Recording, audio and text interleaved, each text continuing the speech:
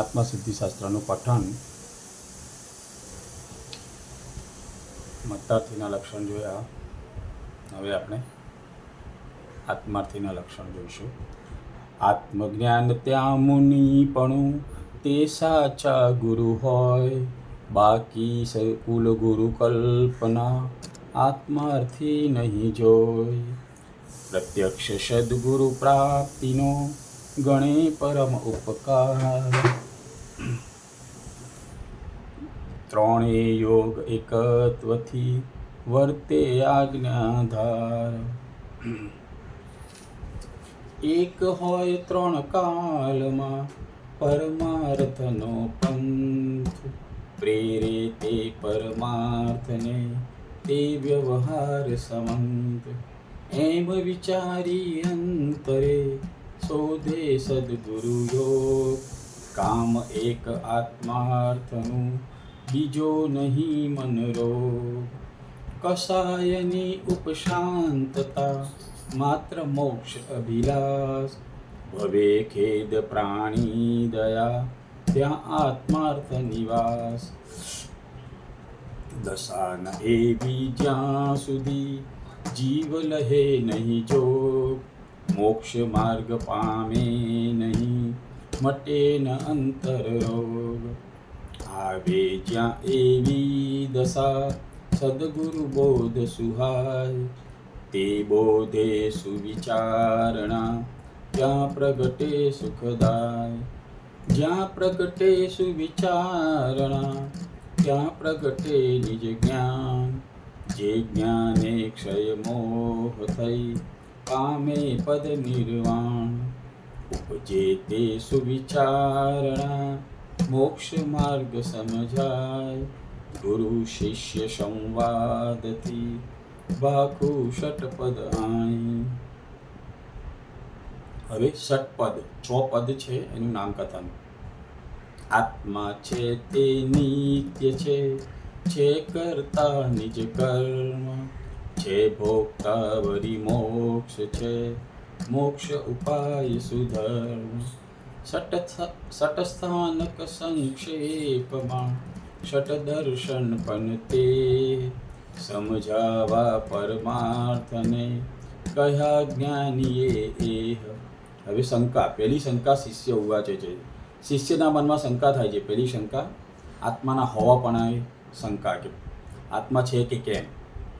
તો એની શંકાના આધાર તરીકે લોજિક રજૂ કરે છે. નથી દ્રષ્ટિમાં આવતો નથી જણાતું રૂપ, બીજો પણ અનુભવ નહીં તેથી ન જીવ સ્વરૂપ.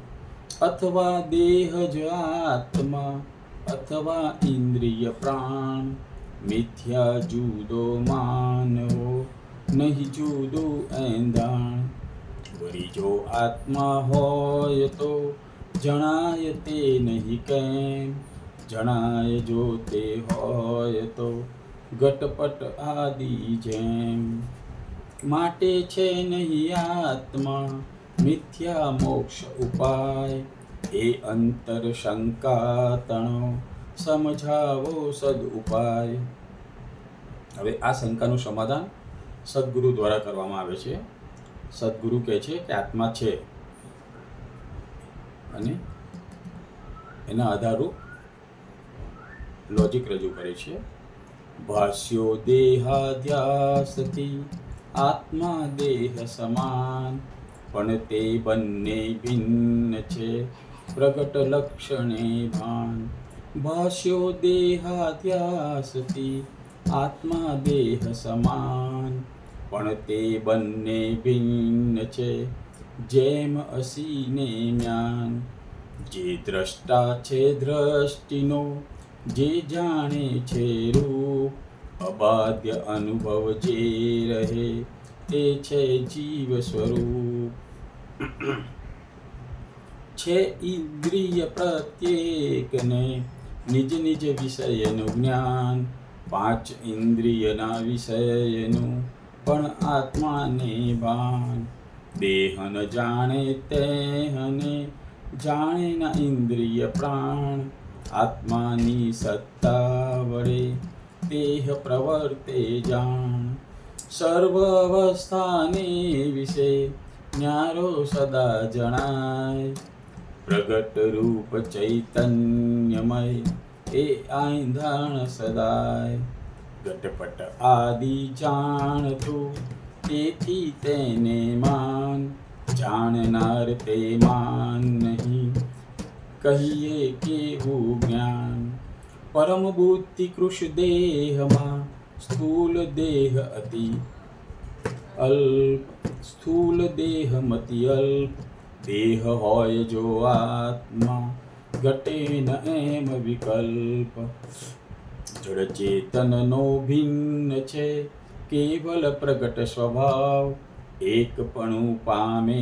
નહીં ત્રણ કાલ દ્રવ્ય ભાવ આત્માની શંકા કરે આત્મા પોતે આપ શંકાનો કરનાર તે અચરજ એ અમાપ આમ પ્રથમ શંકા હતી શિષ્યની કે આત્મા છે કે કેમ તેનું સમજૂતી આપે છે સદગુરુ કે આત્મા છે.